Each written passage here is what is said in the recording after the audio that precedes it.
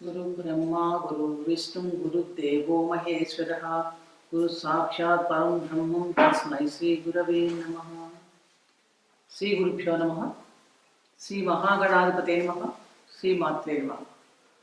ప్రేక్షకులు నమస్కారం. మీ డాక్టర్ సుందరి ప్రేక్ష. ఈరోజు మనం ఈ వీడియోలో ఫిబ్రవరి 1, 2024 నుండి 28 ఫిబ్రవరి 2024 వరకు అంటే శోభకృతనామ సంవత్సరం, ఉత్తరాయణం, హేమంత ఋతువు, పుష్యమాసం, గురువారం, బహుళ షష్ఠి నుండి శ్రీ శోభకృతనామ సంవత్సరం, ఉత్తరాయణం, శశి ఋతువు, మాఘమాసం, బుధవారం, కృష్ణ చతుర్థి వరకు గల గోచార గ్రహస్థితి ఆధారంగా ద్వాదశ రాశుల వారికి ఎటువంటి ఫలితాలు ఉండబోతున్నాయి, ఉద్యోగ వ్యాపార విషయాల్లో ఎలాంటి ఫలితాలు ఉంటాయి, కుటుంబ విషయాలు ఎలా ఉండబోతున్నాయి, ఏ గ్రహాలు అనుకూలిస్తున్నాయి, ప్రతికూలతను తగ్గించుకోవడానికి ఎటువంటి పరిహారాలు పాటించాలి అని అనేక విషయాలు తెలుసుకుందాం. ముందుగా ఈ మాసంలో ఉండే ముఖ్యమైన పండుగలు ఏంటి? మనకి వచ్చేది మాఘమాసం. మాఘమాసం ఈ ఫిబ్రవరి నెలలో ఎటువంటి పండుగలు ఉండబోతున్నాయి ముఖ్యమైన మనం చూస్తే కనుక ఫిబ్రవరి 14వ తారీఖు వసంత పంచమి, 16 రథసప్తమి మరియు భీష్మాష్టమి, 20వ తారీఖు భీష్మ ఏకాదశి, 24 మాఘ పౌర్ణమి మహామాఘి. ఈరోజు ఈ మాసంలో నదీ స్నానాలు, సూర్యారాధన శ్రేష్టమైన ఫలితాలను ఇస్తాయి. ఫలితాలకు వెళ్ళే ముందు గోచార గ్రహాలు ఏ రాశుల్లో సంచరిస్తున్నాయో తెలుసుకుందాం.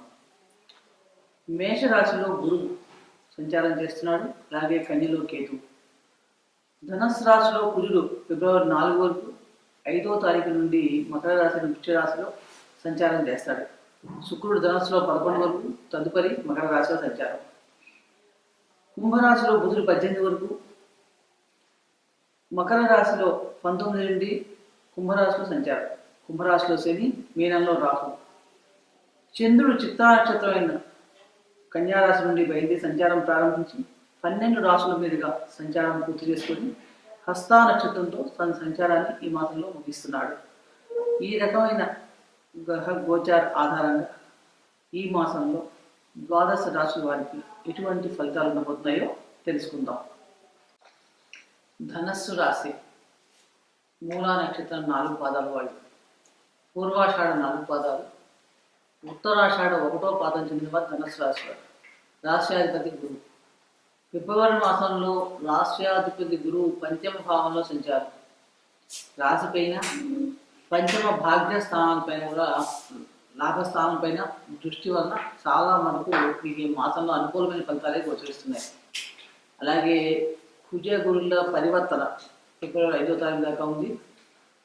ఈ నెలలో మీరు ధైర్య పరాక్రమాలు పెరగటం, ధైర్యంగా చేసే పనులన్నింటిలో విజయ అవకాశాలు మెరుగుపడటంగా కనిపిస్తున్నాయి. అంటే ధనుసు రాశి వారి ఈ మాసంలో చాలా వరకు ఆత్మవిశ్వాసంతో వ్యవహరిస్తారని చెప్పవచ్చు. దశమ భావంలో కేతు సంచారం.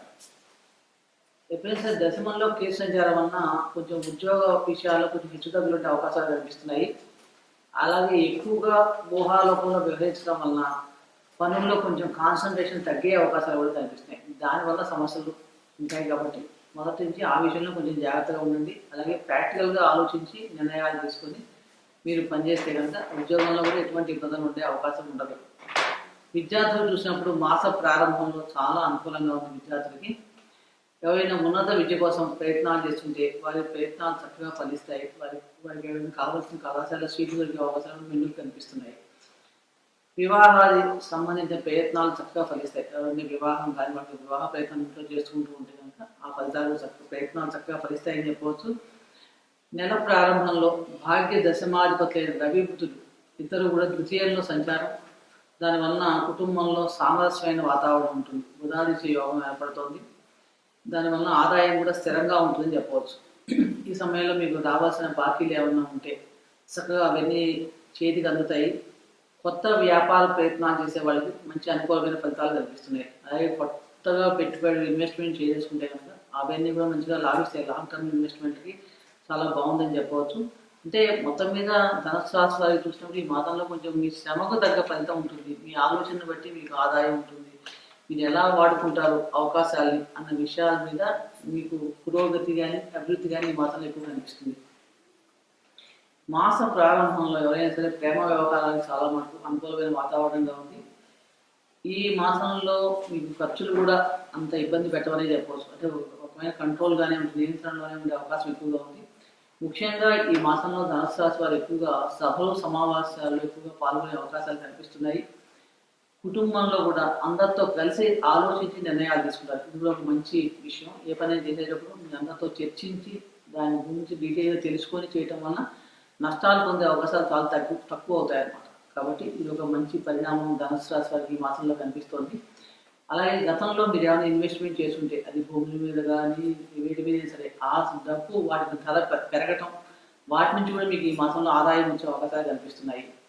కానీ ఈ మాసంలో ధనుసు రాశి వారికి ప్రయాణాలను బట్టి కొంచెం అలసట ఎక్కువగా ఉండే అవకాశం ఎక్కువగా ఉంది. కాబట్టి కొంచెం ఆరోగ్యపరంగా కూడా కొంచెం ఇబ్బంది పెట్టే అవకాశం ఉంది ప్రయాణాల్లో. కాబట్టి ప్రయాణాల్లో కొంచెం జాగ్రత్తలు తీసుకోండి. ముఖ్యంగా ఆరోగ్యపరంగా చూసినప్పుడు మటుకు వీరికి కొంచెం మిశ్రమ ఫలితాలే గోచరిస్తున్నాయని చెప్పవచ్చు. ఎందుకంటే శుక్రుడు మనకి కుజుడితో కలిసి సంచారం చేస్తున్నాడు, రవి కుజుడితో కలిసి సంచారం చేస్తున్నాడు. కాబట్టి కొంచెం ఆరోగ్య విషయంలో కొంచెం జాగ్రత్తగా తీసుకోవాలి. కొంచెం ఇబ్బంది పెట్టే అవకాశం కనిపిస్తోంది. అంటే మొదటి నుంచి కొంచెం బద్ధకంగా పెరగటం కానీ, సుఖంగా ఉండాలి, తిరిగి ఉందాము అంటే సుఖ కారణాలు అనిపిస్తుంటాయి. దానివల్ల ఏమవుతుందంటే మీకు అనారోగ్య సమస్యలు ఏర్పడతాయి. కాబట్టి శారీరక వ్యాయామాన్ని మొదటి నుంచి కూడా మీరు విడవకుండా చేస్తే కనుక ఈ ఆరోగ్య సమస్యలు పెద్దగా ఇబ్బంది పెట్టవని చెప్పవచ్చు. పంచమ వ్యయాధిపతి కుజుడు మకర రాశి అయిన ద్వితీయంలో సంచరించే సమయంలో ధన సంబంధమైన విషయాల వల్ల ఆదాయం చాలా బాగుంటుంది. అదేవిధంగా మీరు నమ్మి ఎవరికైనా ధనం ఇవ్వడం వల్ల కూడా మోసపోయే పరిస్థితులు కూడా కనిపిస్తున్నాయి. కాబట్టి వీలైన వరకు ఎవరిని గుడ్డిగా నమ్మకండి. నమ్మి ఎవరికైనా డబ్బు ఇచ్చేటప్పుడు 1-2 సార్లు చూసుకోవాలి. లేకపోతే ఆ డబ్బు మళ్ళీ మీకు తిరిగి రావడం కొంచెం కష్టమే అవుతుంది.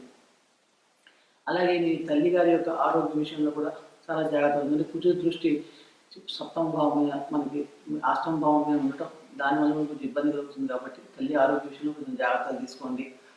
ఆకస్మిక సంఘటనలు జరగడానికి అవకాశాలు ఎక్కువగా కనిపిస్తాయి. కానీ ప్రయాణాలు చేసేటప్పుడు కూడా కొంచెం జాగ్రత్తగా, డ్రైవింగ్ చేసేటప్పుడు ఇలాంటప్పుడు కొంచెం ర్యాష్గా డ్రైవింగ్ చేయకుండా ఉంటాం. అంటే ప్రమాదాలకి కొంచెం అవకాశాలు కనిపిస్తున్నాయి. కాబట్టి కొంచెం కేర్ఫుల్గా ఉండండి. ఈ మాసంలో మీకు ఆధ్యాత్మిక విషయాలు చక్కగా ఆసక్తి పెరుగుతుంది. మీరు సభలు సమావేశాల్లో పాల్గొని గౌరవ మర్యాదలు పెరుగుతాయని చెప్పవచ్చు. మొత్తం మీద ధనుసు రాశి వారికి చాలా మటుకు అనుకూలమైన ఫలితాలే ఉన్నాయి. ఖర్చులు కూడా నియంత్రణలో ఉంటున్నాయి. ఆరోగ్య విషయం కూడా చాలా మటుకు అనుకూలంగానే ఉంది. మొదటి నుంచి కూడా ఒక క్రమశిక్షణతో మెలగలిగితే కనుక ఈ మాసం అంతా కూడా మీకు అనుకూలమైన ఫలితాలే గోచరిస్తున్నాయి.